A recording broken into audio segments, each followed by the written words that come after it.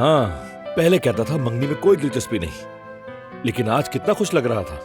काराबे style की बात ही कुछ अलग है। ओ, बिल्कुल नहीं। अल्लाह हमें ऐसे स्टाइल से बचाए। एक बात तो है दिलान, आज तो तुमने धूम ही मचा दी। तुमने वाकई आज सबको हिला डाला। हाँ, मगर क्या हम काराबे फैमिली के मर्द काराबे औरतों के लिए कहीं बुरी एग्जाम्पल तो नहीं बन रहे हैं ना? अच्छा सवाल है वैसे। शागिर्द उस्ताद से आगे ना निकल जाएं बस। तो फिर सबको अपनी हरकतों का ख्याल रखना चाहिए।